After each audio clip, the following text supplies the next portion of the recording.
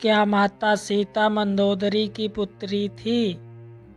माता सीता के जन्म को लेकर कई कहानियाँ प्रचलित हैं। कोई कुछ कहानी सुनाता है तो कोई कुछ। इसलिए साफ साफ कहना मुश्किल है कि सीता की माता कौन थी।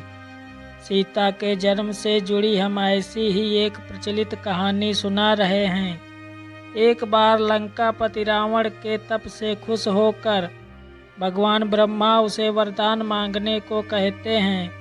रावण उनसे अमर होने का वरदान मांगता है।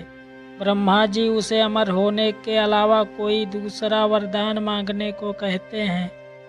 रावण वरदान में मांगता है कि मुझे सुर, असुर, पिशाच, नाग, किन्नर या अप्सरा कोई भी न मार सके। रावण मनुष्य द्वारा न मारे जाने के बारे में नहीं बोलता है, क्योंकि वह मनुष्य को तिनके के समान समझता था। वरदान पाने के बाद रावण हर तरफ तबाही मचाना शुरू कर देता है। एक दिन वह दंडकारण्य नामक जगह पहुंचता है, जहां ऋषि मुनियों का निवास था। रावण को ऋषि मुनियों को मारना उचित नहीं लगा, लेकिन वो उन ऋषि मुनियों के रक्त को एक कमंडल में भरकर साथ ले जाता है। वह कमंडल एक ऋषि का था, जो पुत्री की लालसा में माता लक्ष्मी से प्रार्थना करते थे कि वह उनके घर पुत्री के रूप में जन्म लें। इसके लिए वह ऋषि रोजाना पूजा पाठ के दौरान पवित्र मंत्र पढ़कर दूध की कुछ बूंदें कमंडल में डाला करते थे, जिसमें रावण रक्त भरकर अपने साथ ले गया था। रावण कमंडल को लंका ले गया और वह पहुंचकर कमंडल अपनी पत्नी मंदोदरी को देखकर कहता है, यह विषैले रक्त से भरा है, इसे संभाल कर रखना और किसी को मत देना। कुछ दिन बाद बिहार के लिए रावण किसी पर्वत पर चला जाता है। मंदोदरी को इस तरह रावण का जाना अच्छा नहीं लगता है।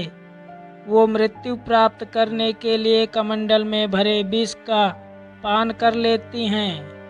कमंडल के रक्त को पीने के कुछ समय बाद मंदोदरी गर्भवती हो जाती हैं। गर्भवती होने के बाद मंदोदरी घबरा जाती हैं कि महल में मौजूद अन्य लोग उसके बारे में क्या सोचेंगे। फिर मंदोदरी तीर्थ यात्रा का नाम लेकर कुरुक्षेत्र चली जाती हैं। वहाँ मंदोदरी एक बच्ची को जन्म देती हैं, लेकिन लोक लाज के चलते वो उसे एक कलश में रखकर जमीन में दफना देती हैं। कुछ दिनों बाद राजा जनक भी कुरुक्षेत्र जाते हैं। जब वह जमीन में हल चलाते हैं तो उन्हें वहां कलश मिलता है, जिसमें मंदोदरी ने बच्ची को रखा था। बच्ची को कलश से निकालते ही आसमान से फूलों की वर्षा होने लगती है और साथ में आकाशवाणी भी होती है।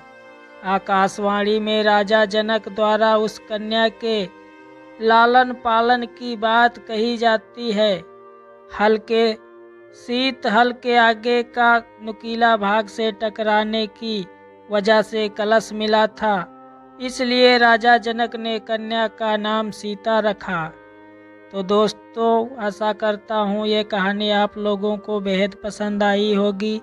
अगर पसंद आई है तो हमारे चैनल को लाइक ज़रूर करें।